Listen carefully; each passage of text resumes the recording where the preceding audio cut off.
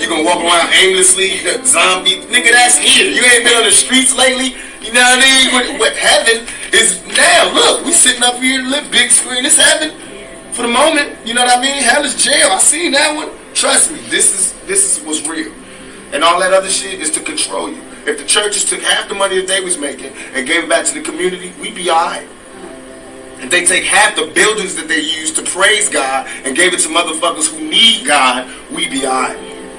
We'd be alright. Have you seen some of these goddamn churches lately? It's ones that take up the whole block in New York. It's homeless people out here. Why ain't God letting them stay there? Why these niggas got gold ceilings and shit? Why God need gold ceilings to talk to me? Why do God need colored windows to talk to me? Why God can't come where I'm at, where he sent me? If God wanted to talk to me in a pretty spot like that, why the hell he sent me here then? You know what I mean? That make ghetto kids not believe in God. Why? We don't need no more rappers. We don't need no more basketball players, no more football players. We need more thinkers. We need more scientists. We need more managers. We need more mathematicians. We need more teachers. We need more people who care. We need more, you know what I'm saying? We need more women, mothers, fathers. We need more of that. We don't need any more entertainers. I guess that's what's frustrating and aggravating, that I can't live down this big shadow that I made to protect myself. Because it started out as just being, I need to get an alter ego to keep people away from me and to protect myself, which everybody does. I think my mother knew that freedom wouldn't come in her lifetime, just like I know that it won't come in mine. But it's a matter of either we stay like this or somebody sacrifices, somebody lay a track so we don't stay in a 360-degree deadly circle. Somebody has to break out and risk, losing everything and being poor and getting beat down. But somebody has to do something. And we just got to be smarter and sharper, or they're going to start taking away each and every person that steps forward to do anything positive for the community. So that's why you be wondering why everybody want to live a negative lifestyle. It's safer. How would live a better life, okay? And now things have changed because of the last events in Central America, like Honduras, El Salvador, Nicaragua, Guatemala. Yeah. Okay, those people are in the need of immigrating to this country, because remember that back in the 80s, there were some people allowed to come here, to the United States, as refugees. Mm-hmm. So those people make money and they pay somebody to bring their relatives right here. So the illegal immigration is never going to stop, because as long as there is corruption at the border, mm-hmm. and beyond the border, illegal immigration is not going to stop. And you see it now, because now Mr. Trump changed his tune about us, the immigrants, mm-hmm. and now he's going to bring guest workers. I met guest workers mm-hmm. when I traveled back to Mexico on a plane or whatever. Uh-huh. They are hired to come here, let's say from April through September, mm-hmm. and they go back to Mexico, and because that's the requirement of their visas, and they are very well paid, $14 an hour, $11 an hour. Those guest workers are not coming here to make little money, mm-hmm. and this hasn't been understood by a lot of people mm-hmm. who do not want or think that we just want to come here and stay here. No, we are, as I told you at the beginning, in the 1940s, we are invited to right. come to the United States. Now, people from Central America, it's a different story. Oh, because they're living in hell. Because after the wars in 1980... Yeah, in Guatemala and all of that. Those countries were left just to their, on their own. They have no infrastructure. They have nothing. You're absolutely right about that. Now, let me tell you something. Well, let me take this break, and this will be our last one. 11:49 on the Talk to Chicago. I'll try to get to as many phone calls as I can when I come back. Stay with us. Thank you so much. I was wondering if the gentleman had a definition of racism. Has it affected the community, yes or no? And do they perceive that it's affected the black community? Saludos y Dios la bendiga, señor. All right, thank you so much. Go right ahead. Well, first of all, discrimination is not a big part of our worries in life, mm-hmm. okay?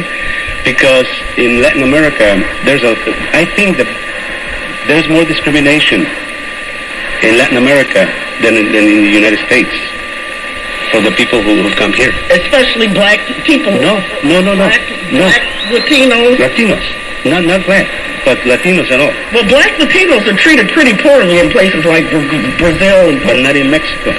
In Mexico, you have communities of black communities. Black Mexicans. Right, in the Gulf of Mexico, okay. In the state of Veracruz, and also in the state of Guerrero, by Acapulco. Okay, and if you talk to any of those people, they would never tell you they are discriminated by anybody. Really? The people who are more discriminated in Mexico, it's just the regular. Are the rural people. Right. Well, listen, Fernando, it's been so nice to talk to you. We're going to have to do this again real soon. I'm ready. All right, then. Thank you so much. Going on in public, in the background, the wrecking crew is working. Paul Ryan, Mitch McConnell, the guys in the cabinet who write his executive orders. What they're doing is systematically dismantling every aspect of government that works for the benefit of the population.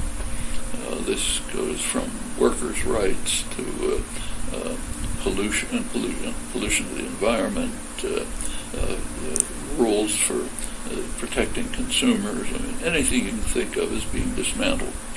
And all efforts are being devoted, kind of almost with fanaticism, to enrich and empower their actual constituency, which is super wealth and corporate power, who are delighted. That's why the stock market goes up. Stock market has not much to do with the economy, but keeps booming because that's the rich people, and they love being granted. Now, the worst policies that he's carried out, the most dangerous, are barely discussed. Those are the two existential threats that we face. You have to face the fact that humans are now in a situation which has never arisen in human history. This generation has to decide whether organized human existence is going to continue. And it's not a joke. It's global warming and nuclear war. Those are the major issues. They ought to be big headlines every day. And Trump's actions are making both of them much more dangerous.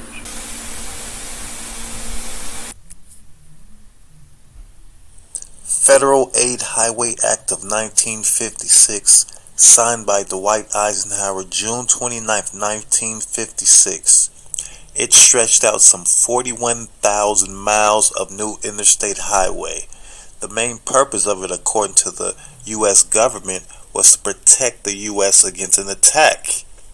But I know you can all remember the bombing of Tulsa, Oklahoma, and the Negro Wall Street, how they brought the military planes in and just leveled the playing field. Communist Control Act of 1954, signed by Dwight Eisenhower on August 24, 1954, which outlawed the Communist Party of the United States and criminalized membership. According to the National Archives, it had been a great fear of the U.S. government that they had been infiltrated military-wise. The act was one of many bills drafted with the intention of protecting American government from potential threats posed by the international communists during this time. This bill had also targeted many Negro Indian organizations such as the NAACP. Dr. Martin Luther King's nonviolence approach was a great weapon against this act. His approach set him up tremendously for the Civil Rights Act of 1968.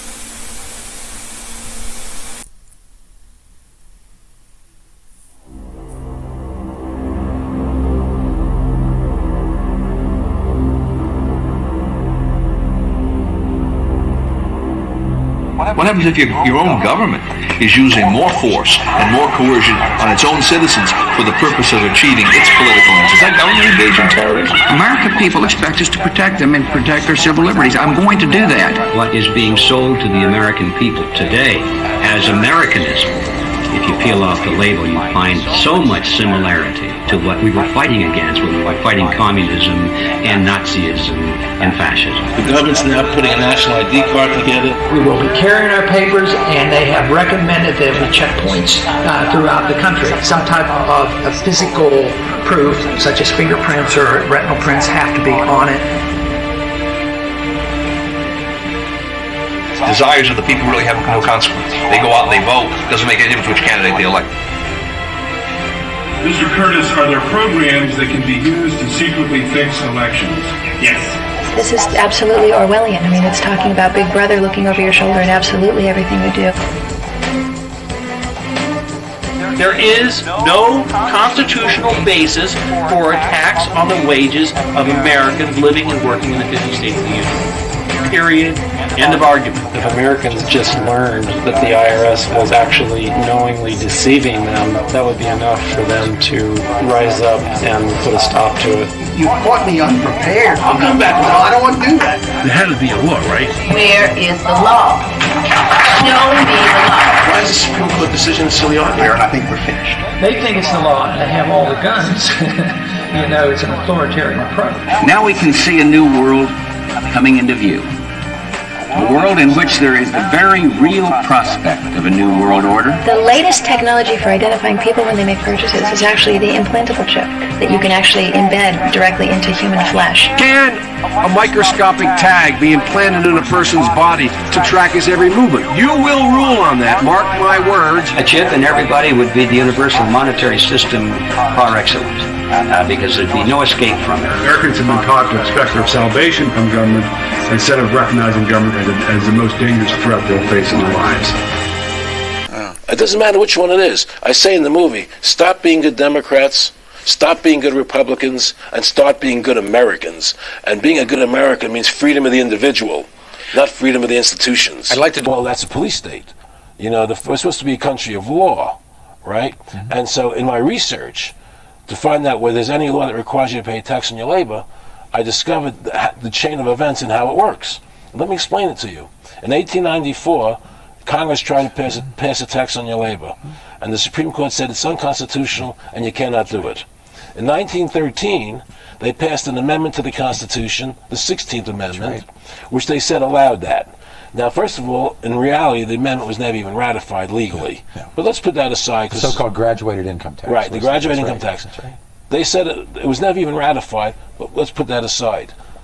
That was 1913, the same year the Federal Reserve was born. Yeah, absolutely. Because in 1916, between then and 1923, there were 8 Supreme Court decisions that said the 16th Amendment did not give the government the authority to tax the labor of the people. So when I interviewed the IRS commissioner in my movie, we went through a whole series of questions, and I finally said to him, what about the Supreme Court decisions that say you can't do what you're doing? And his answer to me was startling. He said, Supreme Court decisions are inapplicable to the IRS. What? What? The IRS is above the law? No, they're not above the law. So there is no legal constitutional basis to have a direct, unapportioned tax on the labor of the American.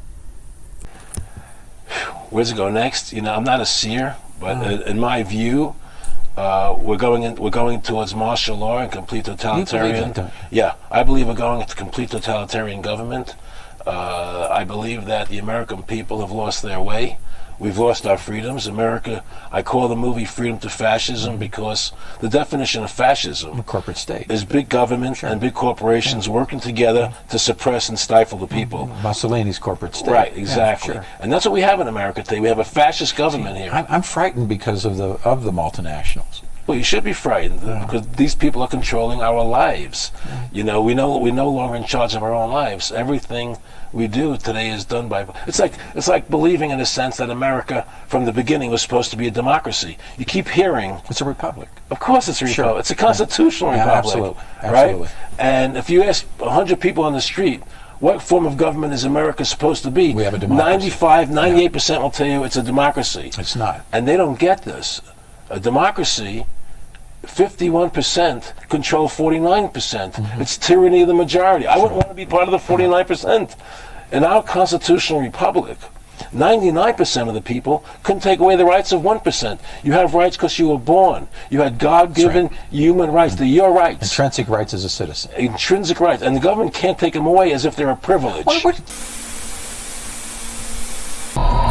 And we all, some folks, what it means for Africa, it means no, the Africans are fighting. Everybody's doing it. It's for the descendants of enslaved Africans on earth. And they're diluting us in terms of our history. Not our race of people being here. When they say in the schools, we got to study history, LBGT. And you say, yeah, well, wait a minute. You ain't study American history. You got to study about blacks. That's why they don't study history in school no more, or civics and all that stuff. You haven't said nothing about that. You run your hollering, and your schools are the worst things in the world. If somebody don't fight for their babies, education is economic. Economic is education. We let another generation get wasted. They're getting wasted because the education in the black schools are terrible. People can march for pay and do anything they want to. But these that you folks walk those schools, it's terrible. When Trump said they're going to release money to try to get cafeterias in school. These new schools got cafeterias. They have food. They don't have nobody bringing this salted food. They're making these children get diabetes and high blood pressure at an early age. There's so much stuff, even when you said rats in the schools, and this in the schools, and then you have Magic Johnson, who partnered with somebody else, and he still haven't said nothing about the rats in the schools. I don't know if your children don't move you, what's going to move you? If you don't fight for your baby, but you can go out there and march and holler and scream and hate for something else. Come on, y'all. Ain't nothing to it but to do it. So we're going to be talking today to you. I'm mad about what they did to Kanye. I'm really disappointed that the chest pulled back. That's crazy. They beat the stew out of you. Straight, smart. Don't let nobody fool you. Hello? Okay, I hit the wrong one. You just called. I'm supposed to get the one that's been there a long time. Put Cookie back on hold. I got to get the next one who's been here for almost a half an hour. The folks who've been calling for an hour, I try to go in the line and things that I'll call. Hey, Mama D. People think that. How you doing? My people have been led astray. And my question is, wasn't it black leaders who told us to fight for the rights of immigrants because some of them was black, and fight for the rights of homosexuals, and fight for the rights of white women because all they the one that leading us there. Minority? Wasn't it them that did that? Yeah, and they're still doing it. Exactly. We got to get the narrative straight. What is that narrative? I am a crimes against humanity descendant. Don't put me in no other bag but that one. I am a survivor of Jim Crow genocide. Don't put me in no bag but that one. I am a native black American, indigenous person in this country, and everybody is claiming this country but us. And it's ours. It's ours. And we out there like today, they out there meeting the migrants. Them folks coming in like gangsters. Saying you better let us in. The black folks believe in that. Ain't no Haitians. Did nobody go to blacks didn't go meet the Haitians when they was turning them ships over? There ain't no black folks coming from the Americas. We just get led by like I don't know what. The same way they done Kanye West, and the same way that they bag Chance up. You know, it's like, it's really terrible that these folks they are mobs. And they do say, you can't have nothing. They come out, who are you to try to get a black community? Who are you to try to get a business? We're sending our own people after you. We're going to stop this mess. It don't make no sense. Thank you, Cooper. Thank you. It's, this is our land. That's right. And they take our land, too. No, they took our land from us. Right. I got over 200 acres of land in America. That's for my family. The rest of us get our land taken from us. They gave us a Bible and took the land. Now we lost in the Bible. The Bible ain't got nothing to do with them taking the land. No, what I'm saying is, people right now all over the country, those who are Indian, those who are Native blacks, those those who are aborigines, we're not asking for no paper. We're not asking for no Well, money. you know, the natives, the Indians got reparation. They got free schools. They got the darn casino. It is the descendants of enslaved Africans in America do not have it, and the native, the freedmen does not have it. And we do have a right now. This land question is really deep, because most of the older black people who've been trying to hold on to this land, they're dying off, and their children just selling it off, getting money. The white folks are living they're living our life right now in America on these farms. They got these children on these farms. They're growing their food right now. Look, go on the internet. They're living our lifestyle right now. They're living our life right now. They know it. Thank you.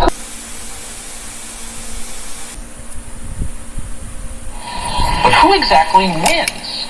We're never asked that. Now, we know who's supposed to benefit. Affirmative action was designed to level the playing field for Americans whose ancestors had been discriminated against. Primarily, this meant black applicants. Yet 50 years after affirmative action began, the percentage of African Americans in many elite colleges appears to be dropping, even as schools boast about being diverse. How is that happening? Simple. Foreigners are taking their place. Under the rules of race-conscious admissions, the son of a Nigerian tycoon meets the same standards and checks the same box as the son of a single mother from the south side of Chicago. Both are black, so for the purposes of diversity goals, they're exactly the same. But in fact, they're not the same at all. One is poor, American, and descended from people brought to this country by force. You'd probably want to help that kid. The other is a rich foreigner, well-connected, and far more likely to have attended a selective private school.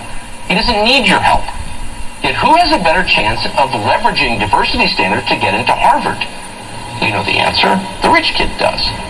He gets an advantage he hasn't earned and doesn't deserve, and that's a win for him. Harvard wins too. It gets to brag about being inclusive. Meanwhile, the kid on the south side of Chicago doesn't go to college at all. This is happening in schools all over this country, and the trend is accelerating as immigration accelerates. The 2007 study found that among black students at the top 20 American universities, the percentage of immigrants was about double the representation in the broader population.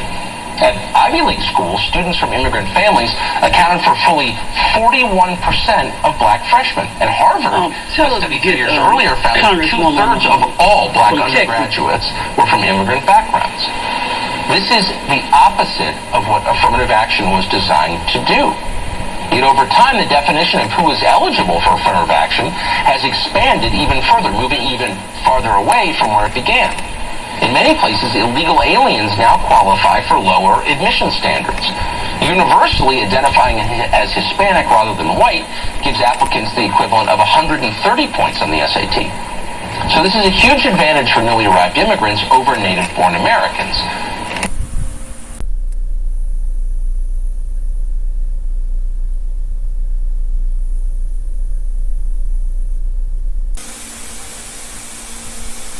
In or out? This is where I think the behavioral issues are overwhelming. They're going to continue to fight because they've already invested in this. So I think they're going to just kind of keep throwing good money after bad. I know I cannot compete with NutraSweet on price, but I might be able to compete with brand. So what I would try to do is try to do some customer research and try to really get the HSC product out there and really get it to the point where there's some critical mass as far as brand recognition, and then approach Pepsi and say, hey Pepsi, here's an additional level of aspartame that you can have to compete with Coke who's using the NutraSweet. Kara, why don't you role play Pepsi? How do you respond to Phil? I have a couple of problems. I mean, one, your product isn't branded yet, and it takes quite a bit of... I see that you're trying to give me a point of differentiation to go after my competitor, but to be honest, I just don't have the faith in them yet to be willing to take that gamble. I think fun is one of the most underrated aspects of the case method. Learning shouldn't always be difficult. Learning shouldn't be painful. There's a certain element of joy that comes with learning. Jen, you had another proposal. But isn't it something else? Because the Negro didn't make the game. See, as long as someone is giving you something, he can always take it back. And this is the mistake this is where our people are making the mistake. We are sitting, waiting for whites Nobody gets the Negro anything. I don't mean it in that sense. Either in court or out of court, we've been sitting and waiting for the man to give us some concessions. Now, whenever you ask if you're asking the white power structure for jobs, that's only a temporary solution. If you ask the white power structure for housing, that's a temporary solution. As Mr. Farmer said, where the Negro used to ask for equality, now he's asking for more. He's asking for more than equality. Well, likewise, if they give us more than equality, 10 years from now, we're going to be asking for more than that because the problem has still not gotten a real solution. Mr. Moderator. Just one moment, let me finish what I'm going to say. As long as we accept a temporary solution, the problem will go unsolved. It'll be solved for you and me right now, but not for our children. If the black nations in Africa, most of which have a less number of educated Africans than exist among black people in this country, yet they can establish their own independent nations and try and create a future for their people, then Mr. Muhammad says here in America there are enough black people who profess to be educated, and with all this talk about equality with the white man, if we're equal with the white man, why can't we separate from him and set up our own government and go for ourselves and solve our own problems?